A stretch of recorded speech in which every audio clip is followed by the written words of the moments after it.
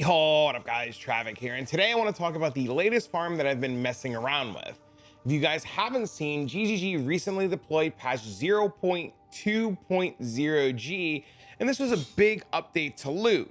Now I have those patch notes for you, they're right here. I'm going to be including them down below for you guys in the description to read, but essentially the TLDR for these extensive patch notes is that loot was a problem, loot was adjusted, loot was fixed, and things like boxes and strong boxes and everything that you would normally click to get loot has been heavily adjusted. And this includes different types of chests, both magic, rare, and expedition. Now, knowing this and knowing that all loot has been pretty much messed around with, I started testing out a bunch of different things and a bunch of different mechanics to start farming. I did a little bit of expedition, I did a little bit of sanctum, and I got a ton of different loot from pretty much everything that I was doing. And today we're going to be focusing on the expedition side of things of what I was doing. Now, expedition's been an absolute blast, both in maps and out of maps, and we're going to talk about more specifically logbooks today. Now, you can go inside of expedition, you can run expedition, and expedition is a really good time. You're aiming for expedition chests, and logbooks are selling very, very, very well. You could pick up 7 I-80 logbooks for 7 to a divine, and it is a really good time. Logbooks in themselves are dropping an absolute ton of currency. You can see all the currency that I've been picking up in my logbooks here. There's some raw currency, there's chance of divine orbs, there's all kinds of stuff, and the really big kicker from logbooks are the rares that are dropping. With this patch update, rares and tiered rares are literally insane. One of the coolest things that's happened while I've been doing this is I dropped a base just like this. I slammed one exalted orb into this and got a flat life, and bases like this are literally selling, and you're able to just pretty much hop into expedition and farm all kinds of wild different double res boots, triple res armors with spirits, and just a bunch of tiny little things that you can just throw into a divine tab and people will start buying. And it's like pretty common. They will buy them all the time, and you'll be able to just create a flux of currency.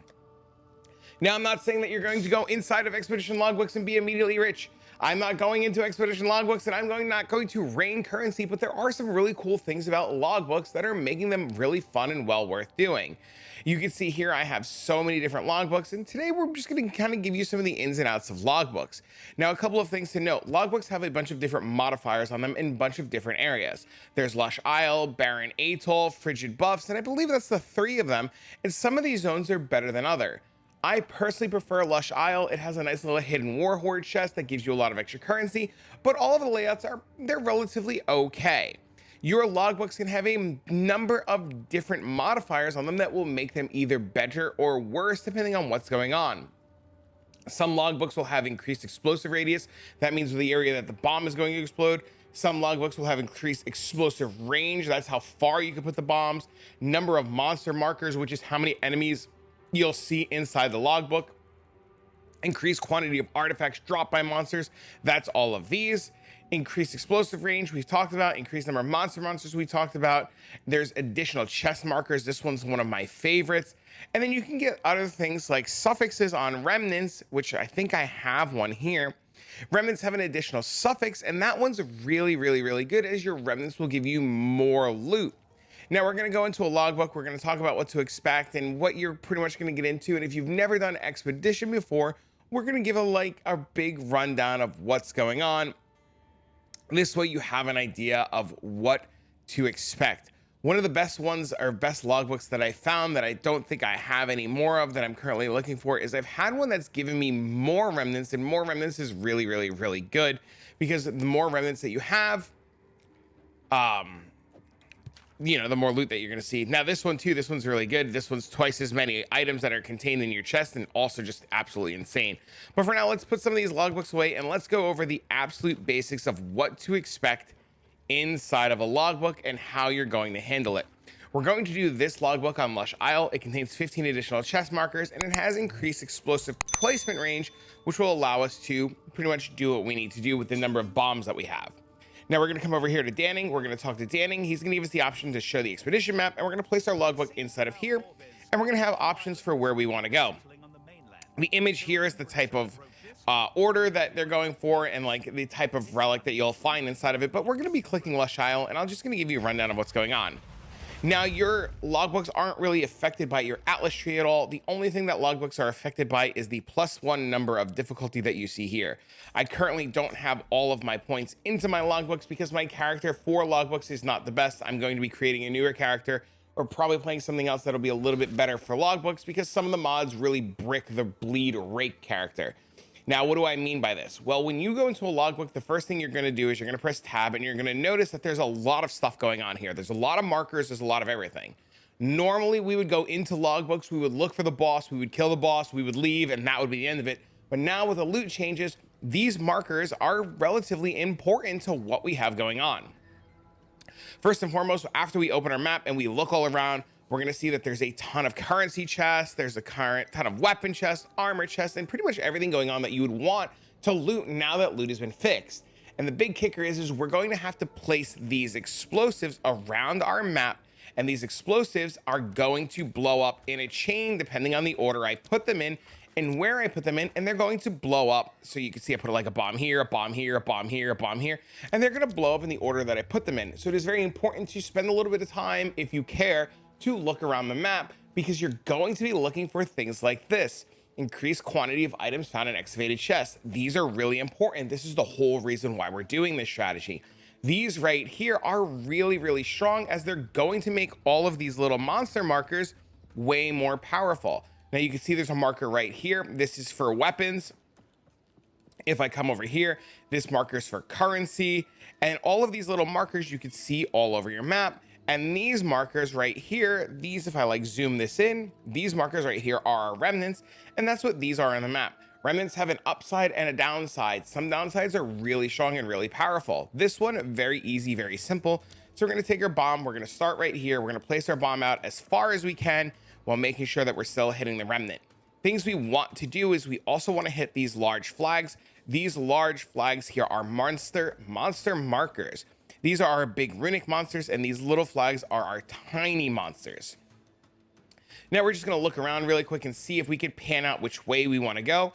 And we're going to notice right away there's rarity of item chests, and quantity of items found in chests. And we're going to double check the mods. Immune to fizz, we don't care. Down here, increase attack speed while of life, we don't care. Increase freeze buildup, we don't care. And there's a chest right there, and then quantity of artifacts found in excavated chests. So we're gonna see that we're gonna find a lot of stuff inside of our chest, and we're gonna plant our bombs in a way that hits both this and this marker, and we're gonna bring it down, and we're gonna do the exact same thing here. We're gonna make sure that we get our chest, we can tell our chest is lit up green, and we're gonna place our bomb, and we're gonna go. Now, one of the cool things and reasons why we did this map is you're gonna notice that there's this horde over here. These hordes are hidden behind walls, and you're going to want to make sure that you place your bombs in a way that blow up the walls that allow us to go into those hordes. So we'll take a look at that horde in a minute, and we'll see what it has to offer for us. So now we're just going to do the same thing. We're going to blow up all of these. We're going to make sure that we get all of our chests. We're going to like stretch out our bombs a little bit. We're going to make sure that we can hit as many things as we can. So if I do this, I can hit, see how I can hit the chest, the flag, and the wall. We're going to place that there. Now we're going to come over here. We're going to place this as far out as we can to hit that. And now we're going to start pretty much just looking for monster markers, chests to excavate. So we're going to hit this and this. And we're going to go get all of our currency chests while blowing up as many flags with loot in them for chests as we possibly can without running out of space. Now, one of the really cool things about this map should be like right here, right? Can't see the flag. I'm going to safely assume, oh, there it is. Now, one of the cool things about this map is this map has a lot of hidden areas. You saw the hidden area over there. You saw the hidden area over there.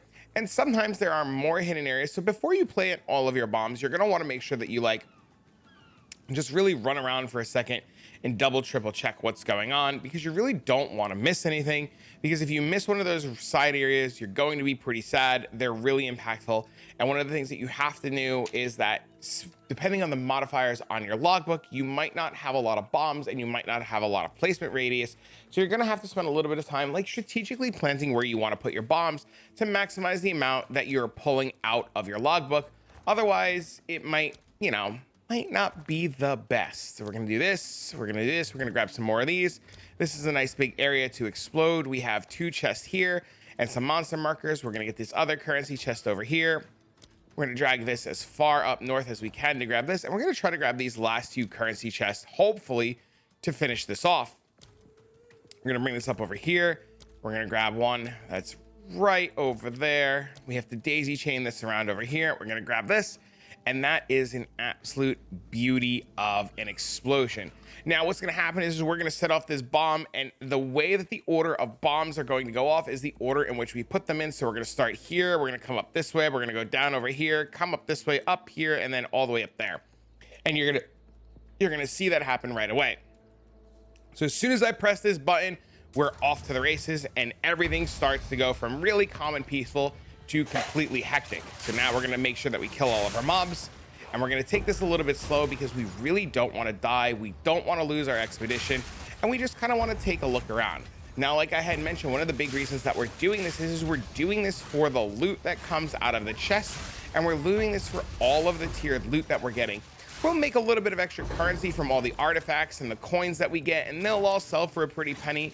And essentially, you're not going to get rich from basic ground drop or from basic currency drops, but you are going to get essentially rich from loot, depending on how good your loot drops are. Now, these hordes I had mentioned earlier, these are pretty insane. If you get lucky, sometimes these will spit out higher tiers of currency. This one wasn't the absolute best, but you can see you have a lot of opportunity on clicking on these to get a lot of currency. There's an argument that it might be better to do the hordes last as you pump them up with these. And there could be, that could be the thing. I'm still experimenting. I'm still trying. If you have tried it and you do know, please leave a comment down below. It'd be super helpful to let me know, because then I can adjust my strategy accordingly. And we can all benefit from having a little bit of extra knowledge. And we're going to grab all of the loot out of these. And we're going to go about and finish the rest of our logbook. Now, logbooks are one of these RNG kind of things. Some of your logbooks will be really insane. Some of them will drop a bunch of rares. Some of them will drop nothing. Just like with anything in Path of Exile 2 or games in general, sometimes you run hot and sometimes you run a little bit cold. So if your first couple of logbooks feel really bad, or you're just feeling on a bad streak, it wasn't me. I didn't screw you. I didn't scam you. It's the game. It happens. I've been doing this on stream. It's pretty fun. It's a good time. But the biggest downside with logbooks is sometimes they get a little boring. They're not for everybody. The setup, it takes a little bit of time. People would rather just blast. People don't want to look at, tiered loot. I get it. There's all kinds of different things going on. And you can see it's just all kinds of, items are popping out of these chests. And if you've played logbooks pre this patch till now, you'll notice a huge difference in the amount of loot. Now, the biggest reason I wanted to bring this to your attention is a lot of you guys were like me. You would get your logbooks, you would sell your logbooks, and you wouldn't think twice. You would just open your logbook, sell your logbook, open your logbook, look for a boss, sell your logbook. And none of you guys would really spend a lot of time doing things. And I just kind of wanted to explore what it looked like with the new changes. Now I gotta pay attention. I've died once, I don't have another life. Some of these mobs kind of suck. And I don't really want to lose the rest of my logbook. Because this guy is made of like the gods. Holy. That dude just did not want to die. There should be 2 more chests that we can grab. And you can see we just get a bunch of exalted orbs, a bunch of rare items that we get to play around with, some chaos orbs, some regal orbs, some alch orbs, and just all kinds of little things. Now, this one, granted, wasn't the best. We got a few items that we're going to go price out. We got some stuff to look at, some stuff to mess around with, and some stuff to, like this is pretty good. I'm going to exalted slam this later, hopefully hit some movement speed, mess around with that, and then throw everything in a one divine tab. And, stuff will sell depending on the time of day, who's on, what people are looking for. And that's how you make a little bit of money. Now, this probably won't be as good as I don't know, Sichemis, or this probably won't be anywhere near as good as Trial of Chaos with the new changes, but I just wanted to bring something a little bit different to the table because Expedition inside of maps is actually insane. And if you're farming Expedition inside of maps, you're gonna probably want to either, depending on what you want to do, either sell your logbooks or run your logbooks. And I just wanted to give you guys a little bit of a different option to pretty much mess around with. Now, the one thing I'm going to leave you with is this. These rares in here get really beefy. They get really tanky. And this is simply due to the fact of how you stack up your modifiers on your remnants. So if your build can't do a lot of modifiers, before you set off the detonation, make sure you hover over this and see what kind of modifiers are on your map. Because if you pick really bad ones, you're going to be in for a really tough time. Like that rare you saw there was not dying. Another thing to note too is while you're running around, currently loot filters do not show certain tiers of loot if you filtered out the base, because we cannot filter by tier. So there's going to be some loot in some of your chests that are going to be hidden just due to the nature of loot filters. Hopefully soon we get the ability to filter out our gear by tiers instead of by bases, and we'll not lose as much loot as we're, losing currently.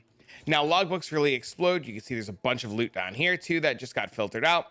A bunch of loot there that got filtered out, some loot there, and eventually, it'll be a lot better. Now, something else to note too, while you're doing these logbooks, if you hit the bosses are insane amount of loot, insane amount of tiered currency. And it's just something else to like really note, that if you have the boss, you want to make sure you kill the boss. Couple of things with the boss though, two things. One, if you fight the boss and kill the boss and then go to do the rest of your logbook and die, you'll lose everything in the logbook. So you want to do your best to clear as much of the logbook as you can and then go back to kill the boss. I like to blow the boss chamber open early so that it doesn't get affected by too many remnants, and then I go fight him closer towards the end. Two, if you're playing the the blade rake build and you kill the boss too fast and you're locked inside the arena for 15 minutes, which has happened to a few people that I know and myself, invite one of your friends, portal over to one of your friends, and you can get out of the arena and come back in and loot the rest of your logbook. Just something small. Hopefully they're aware of the get stuck in the arena bug and they get that fixed for us and we're able to not have to worry about that.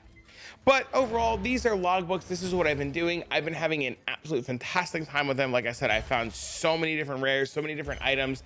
I've been making a little bit of currency doing this. I've been messing around with my currency. And overall, it's just something to like, just really mess around with and see if it's just like another form of farming that you... Tiered rares are really good, man. Tiered rares are really good. And it's just another form of currency farming and item farming, and something to just like put on your radar as something to do. Like I said, it might not make you rich. It might make you super rich. You might have the best drops or you might not have no drops, but I figure why not share what I've been doing and give you guys a little bit of something else to look forward to and try. Now, over the next couple of days, I'm going to be messing around with a little bit more of Sycamus. I'm going to get you guys some videos on Sycamus. It's one of my favorite farming strategies.